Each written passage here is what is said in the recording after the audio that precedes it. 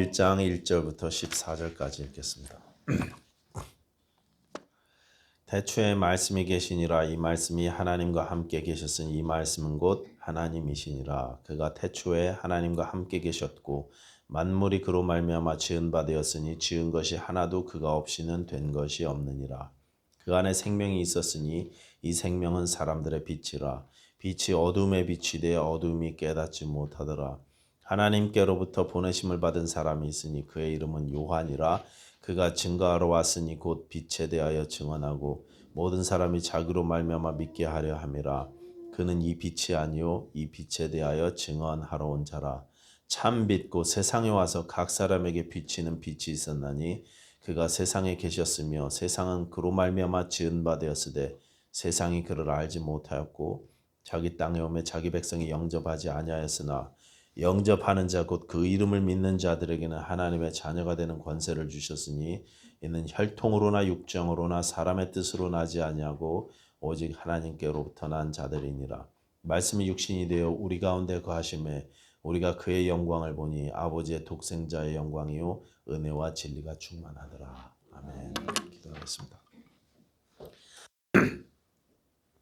하나님 아버지 감사합니다. 우리에게 또 새 날을 주시니 감사합니다. 매일 하나님께서 새로운 은혜 베풀어 주시니 감사합니다.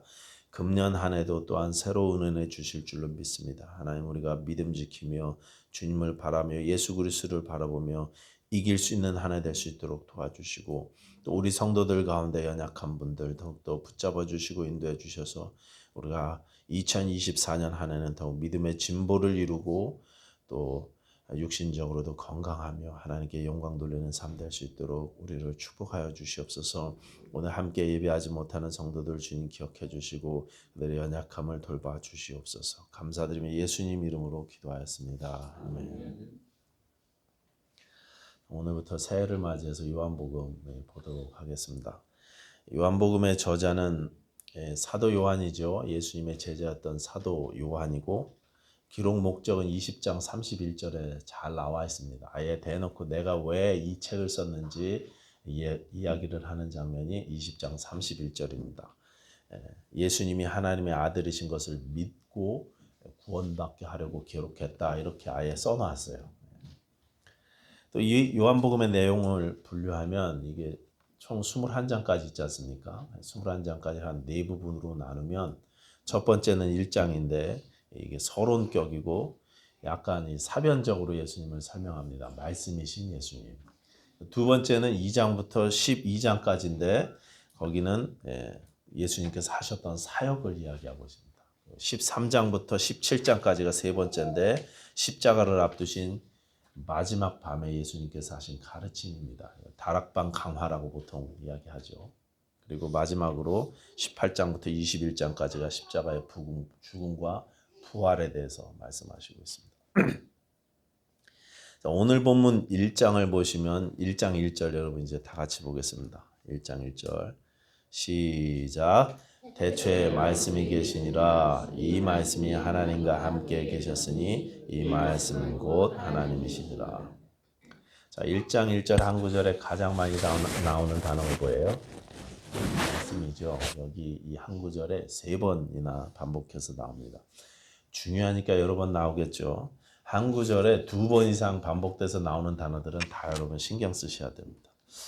이 말씀이라는 단어가 원어로 뭔지는 우리가 잘 알고 있고 그 의미도 많이 알고 계실 것이기 때문에 그건 생략하겠습니다. 어쨌든 이 말씀이라는 단어에 밑줄을 그어놓으시고 성경책 가지고 계시는 밑줄 그어놓으시고 그리고 이 말씀이라는 단어 외에 또 하나를 우리가 봐야 된다면 제일 처음 단어입니다. 태초에. In the beginning 이렇게 돼 있죠. 요한이 이런 단어들을 선택했을 때 무엇을 염두에 두었을까? 우리가 이것을 한번 생각해 보자는 것입니다. 무슨 의도를 가지고 말씀이니 태초니 이런 단어들을 골랐을까? 이걸 한번 생각해 보고 싶습니다. 보통 우리가 이 태초라는 단어를 들으면 탁 떠오르는 성경 구절이 있죠. 창세기 1장 1절을 탁 떠올립니다. 태초에 하나님이 천지를 창조하시니라. 창세기 1장의 천지 창조의 기사를 보면 하나님이 천지를 말씀으로 지으셨다 이렇게 이야기합니다. 근데 거기도 태초에 이렇게 시작해요. 거기 나오는 태초라는 말하고 그 다음에 요한복음의 태초라는 말이 같은 단어입니다. 물론 구약 성경은 히브리어로 되어 있고 신약 성경은 헬라어로 되어 있지만 창세기 1장의 태초를 히브리 말로 의미를 살려서 그대로 옮긴 게 요한복음 1장의 태초라는 단어입니다. 근데 이 1장에 하나님께서 천지를 창조하실 때 천지를 말씀으로 지으셨다 이렇게 이야기하죠. 하나님이 이르시되 하나님이 말씀하시되 빛이 있으라 하시니 빛이 있었고 이렇게 시작합니다. 말씀으로 창조하신 그 빛이 어둠 가운데로 확 비쳤습니다. 그 외에 여섯째 날까지 계속 말씀으로 하나님께서는 천지를 창조하셨습니다. 물론 우리가 창세기의 태초하고 요한복음의 태초가 의미적으로는 다르다고 이렇게 알고는 있습니다. 창세기의 태초는 시간의 시작을 이야기하는 것이고 또 요한복음의 태초는 영원 전을 이야기하는 거다 우리가 이렇게 알고 있지만 아까 말씀드린 대로 언어적으로는 똑같은 단어입니다. 그러니까 이 태초라는 단어를 요한복음이 여기다가 기록한 특별한 이유가 있을 것이라는 말씀을 제가 지금 말씀드리고 있는 것입니다. 요한이 요한복음을 쓰고 또 요한 1서도 썼잖아요. 요한 1서에 보시면 거기에는 이렇게 말합니다. 요한 1서 1장 1절 2절인데요. 제가 읽어볼게요. 태초부터 있는 생명의 말씀에 관하여는 우리가 들은 바요 눈으로 본 바요 자세히 보고 우리의 손으로 만진 바라. 이 생명이 나타내신 바 된지라. 이 영원한 생명을 우리가 보았고 증언하여 너희에게 전하였나니 이는 아버지와 함께 계시다가 우리에게 나타나신 바 된 이시니라.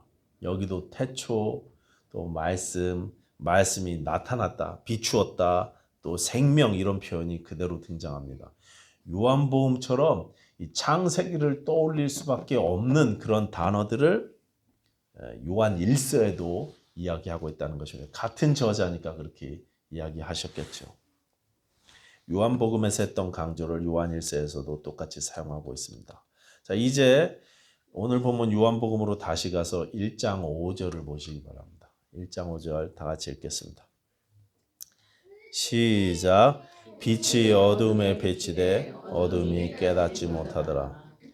태초 이야기를 하고 말씀 이야기를 하고 이어서 빛을 이야기하는데 빛이 어둠에 쫙 비쳤는데 어둠이 깨닫지 못합니다. 근데 그 다음에 1.5절에 이어서 바로 이어서 그 다음에 뜬금없이 무슨 이야기가 나오냐면 1장 6절부터인데요. 거기 보시면 침례 요한 이야기가 나옵니다. 침례자 요한. 태초를 이야기하시고 말씀 이야기를 하고 빛을 말하다가 갑자기 침례 요한이 나오더라는 거죠. 1장 6절부터 6, 7, 8절입니다. 다 같이 읽어보겠습니다. 시작. 하나님께로부터 그의 이름은 요한이라. 그가 증언하러 왔으니 곧 빛에 대하여 증언하고 모든 사람이 자기로 말미암아 믿게 하려 함이라. 그는 이 빛이 아니요 이 빛에 대하여 증언하러 온 자라. 갑자기 침례 요한 이야기를 하죠. 이 침례 요한은 빛에 대해서 빛이신 예수님에 대해서 증언하는 자다 이렇게 이야기하고 있습니다. 침례 요한은 요단강에서 예수님께 물로 침례를 베풀면서 성령이 예수님 위에 비둘기같이 내리는 것을 내가 본다 이렇게 증언했던 사람이고, 그리고 1장 29절 뒷부분에 가서 보시면 아예 예수님 그분에 대해서 이야기하기를 보라 세상 죄를 지고 가는 하나님의 어린 양이다 이렇게 증언했던 사람이 침례자 요한이었습니다. 여기까지가 제가 좀 산만하게 말씀드렸지만 여기까지 말씀을 좀 정리를 해보자면, 지금 우리는 요한복음의 저자인 사도 요한이 창세기의 천지창조의 상황과 요한복음을 비교하고 있다는 것을 우리가 충분히 알 수 있습니다. 창세기 1장하고 요한복음 1장을 비교하기 위해서 의도적으로 이런 단어들을 선택했다는 것입니다. 아예 1장 3절 오늘 요한복음 1장 3절 보시면 아예 대놓고 창조 사역을 언급하고 있습니다. 만물이 그로 말미암아 지은 바 되었으니 지은 것이 하나도 그가 없이는 된 것이 없느니라. 그래서 다시 창세기와 요한복음을 비교 정리해 보면 먼저 창세기 1장은 태초에 이렇게 시작하고 흙 한가운데 성령이 수면 위에 운행하셨고 물 위에 운행하셨고 그리고 모든 것을 말씀으로 창조하시며 빛이 어두움 가운데 비추었습니다. 요한복음 1장에서는 똑같이 태초에라는 말이 나오고 침례 요한이 물로 침례를 주는 사역을 했습니다. 마치 성령이 예수님을 증거하듯 요한은 물로 침례를 주며 예수님을 증거했습니다. 그리고 여기에도 말씀이 등장하고 빛이 어두움에 비칩니다. 그러나 하나 덧붙여서 어두움에 깨닫지 못했다 이렇게 말씀하십니다. 분명히 요한복음 1장은 지금 창세기 1장하고 비교하고 있는 것입니다. 창세기의 천지 창조와 요한복음의 예수님이 이 세상 가운데 오심을 같은 선에 놓고 비교하는 것입니다. 창세기의 옛 창조와 요한복음의 새 창조를 비교하고 있는 것입니다. 요한복음은 지금 예수 그리스도로 말미암는 새로운 창조를 말씀하고 싶어 했다는 것입니다. 새 창조, 새로운 창조. 그래서 교회 이름 중에 New Creation Church 있죠. 새 창조 교회. 한국말로는 별로 없는데 영어로는 많습니다. New Creation Church.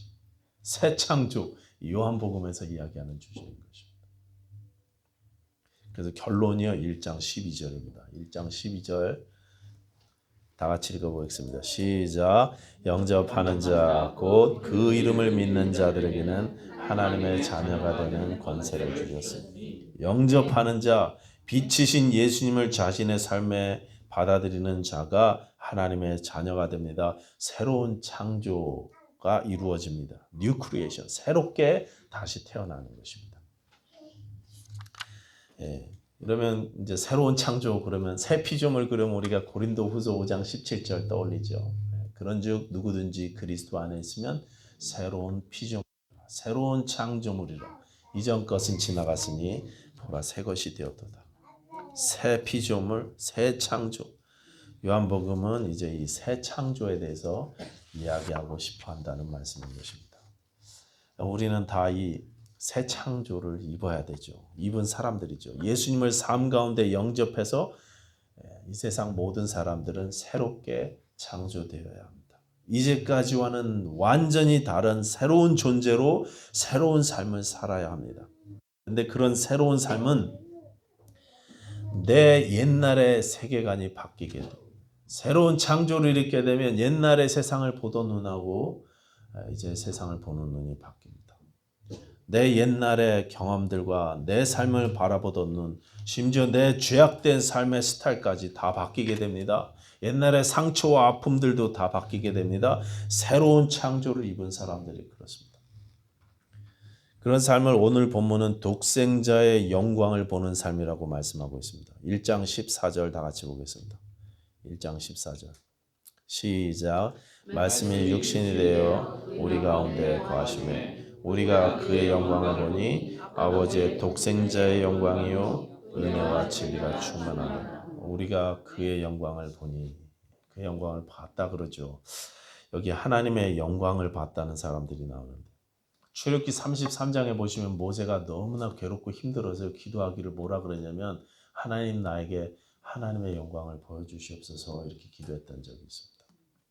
그때 모세가 너무나 괴로운 상황 가운데 있었습니다. 백성들이 금송아지를 만들어서 하나님께 반역을 했고 그 일로 이스라엘 백성들이 서로 살육을 저지르면서 수없이 많은 백성들이 죽음을 당했어요. 견디기 힘든 신앙인으로서 또 한 사람 지도자로서 정말 견디기 힘든 상황에 처했던 사람이 모세였습니다. 출애굽기 33장. 그때 하나님께 정말 어려운 상황 가운데 간절히 하나님의 영광을 보여달라고 기도했었어요. 그 기도에 응답하셔서 하나님께서는 간접적이지만 당신의 영광을 모습을 하나님께 보여주셨고 그 힘으로 모세는 시내산에서 내려와서 약속의 땅으로 백성들을 이끌고 나가게 됐습니다. 여러분 그 모세처럼 본문에도 오늘 우리가 하나님의 영광을 봤다 이렇게 이야기하는 사람들이 있다는 것입니다. 우리가 그 영광을 보니 하나님의 영광을 본 성도들이 있었습니다. 모세는 하나님의 영광을 보고 그 힘든 광야의 세월을 이겨나갔습니다. 여러분 우리도 이 힘들고 어려운 세상, 이 무섭고 슬프고 고통스럽기까지 한 이 삶을 이기는 힘이 되는 것은 하나님의 영광을 보는 것입니다. 독생자의 영광을 볼 수 있어야 우리가 이길 수 있습니다. 근데 누가 그 영광을 볼 수 있는가? 1장 12절, 13절 다시 한번 다 같이 읽겠습니다. 12, 13절 시작. 영접하는 자, 곧 그 이름을 믿는 자에게는 하나님의 자녀가 되는 권세를 주셨으니 이는 혈통으로나 육정으로나 사람의 뜻으로 나지 아니하고 오직 하나님께로부터 난 자들이라. 은혜를 받아서 예수를 영접한 자들, 즉 새로운 피조물이 된 사람들이 그 영광을 볼 수 있습니다. 이들을 가리켜서 하나님께로부터 난 자들이다 이렇게 말합니다. 하나님의 영광을 볼 줄 아는 사람들이 새로운 피조물입니다. 17세기에 유니우스라는 분이 계셨습니다. 이분 부모님은 두 분 다 프랑스계 분이셨고, 그리고 이분이 태어나기는 독일에서 태어나셨는데 살기는 나중에 영국에서 사셨어요. 원래 머리가 좋고 공부를 많이 했던 석학이어서 옥스퍼드 대학교에서 철학과 논리학을 가르치셨다고 합니다. 원래 이분은 기독교 집안의 목사님의 자식으로 태어나서 어릴 때부터 교회 생활을 했습니다. 어려서 계속 교회는 다녔지만 예수님을 알지는 못했습니다. 예수님을 믿지는 않았습니다. 공부도 많이 하고 또 머리도 굉장히 좋았지만 나중에 대학교에 가서 의심이 커지면서 신앙 자체를 완전히 떠나버렸습니다. 아버지 목사님은 계속 이 아들 유니우스를 위해서 기도했습니다. 하나님 이 아들을 불쌍히 여겨주시고 이 아들이 예수 믿게 해주십시오. 근데 강압적으로 만날 때마다 너 교회 다녀야 된다. 어디 신앙생활하고 있냐. 너 정신 차려라. 이런 말은 한 번도 하지 않았다고 합니다. 그러다가 어느 날 이 아버지 목사님이 자기 아들이 집에 올 때마다 책을 좋아하니까 자기의 서재에 들어와서 책을 이렇게 읽는 그런 습관을 보고는 어느 날 집에 온다는 이야기를 듣고 자기 서재에다가 성경책을 펴놨어요. 혹시 자기 아들이 들어와서 자기 성경책을 읽게 되지 않을까 해서 그냥 성경책을 거기다 펴놨는데 요한복음을 펴놨다고 합니다. 그 아버지의 바람대로 아들 유니우스가 아버지 집에 왔을 때 요한복음을 읽었습니다. 요한복음 1장을 읽었어요. 특히 1장 1절을 읽어서 뭔가 이분이 학문적으로 매력을 느꼈대요. 굉장히 공부를 좋아하시는 분이니까. 대초에 말씀이 계시니라 이 말씀이 하나님과 함께 하셨으니 이 말씀은 곧 하나님이시니라. 이 말을 읽으면서 뭔가 매력을 느껴갖고 1장 전체를 단숨에 다 읽었다고 합니다. 그렇게 읽다가 마음이 좀 이상해지고 불안해져갖고 책을 덮고 서재를 나갔습니다. 불안한 건지 두려운 건지 마음이 진정되지를 않았습니다. 나중에 자서전에 보면 이분이 뭐라고 이야기하냐면 그때 너무 견딜 수 없어서 그 밤에 나도 모르게 무릎을 꿇었다 이렇게 표현합니다. 예수님이 하나님이신 것을 제가 믿겠습니다. 이렇게 그날 고백했습니다. 그리고 그 순간부터 평안을 누리기 시작합니다. 오랜 방황을 끝냈습니다.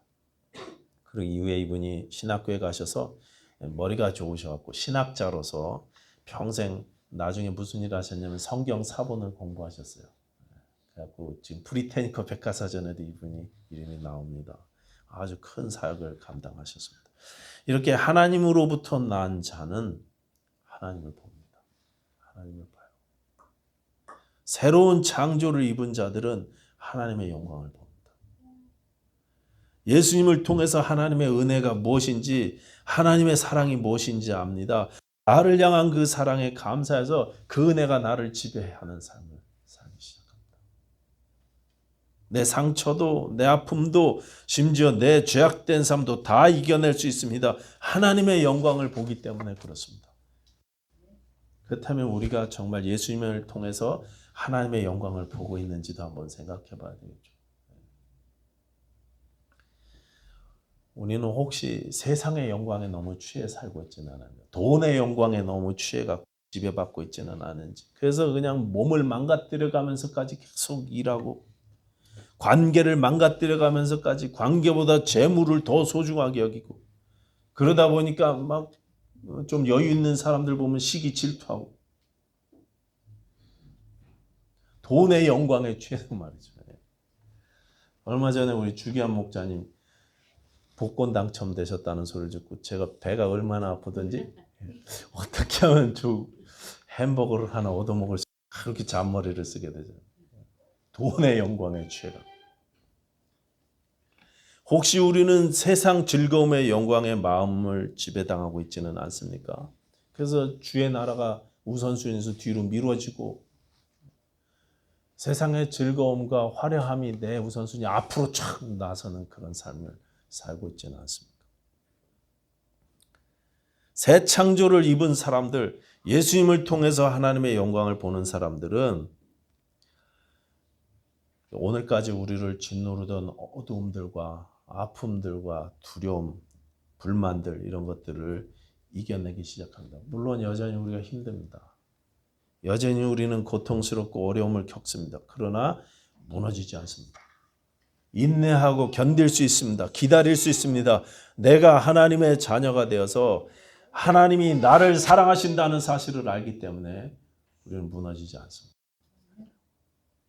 세상의 영광도 물론 귀한 것이고 복됩니다.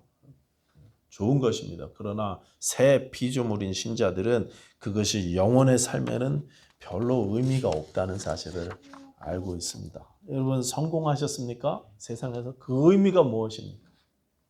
권력을 얻고 유명해져서 인기를 얻고 출세를 하고 많은 돈을 벌고 여러분 그 의미가 도대체 무엇입니까? 건강하십니까 여러분? 언제까지 내가 건강을 유지할 수 있을 것 같습니까? 우리의 영혼의 삶에는 이런 것들이 사실 별로 의미가 없는 것들입니다. 하나님의 영광 앞에서 세상 모든 영광은 아무것도 아닙니다. 마르고 시드는 들의 풀과 꽃과 같다고 그렇게 말씀하고 있습니다. 우리는 예수 안에서 새 피조물입니다. 새 창조를 입은 존재들이 되었습니다. 하나님의 영광을 볼 줄 아는 은혜를 입었습니다. 그렇기 때문에 이제 우리는 우리의 눈을 들어서 세상의 영광이 아니라 하나님의 영광을 보고 하나님의 영광을 구하는 삶을 살기 시작해야 될 줄로 믿습니다. 날마다 새롭게 창조된 새 피조물답게 이 땅을 승리하면서 사시는 저와 여러분들 되셨으면 좋겠습니다. 2024년 한 해는 정말 예수님을 가까이 하고 하나님을 가까이 해서 복된 삶 되시기를 축원합니다.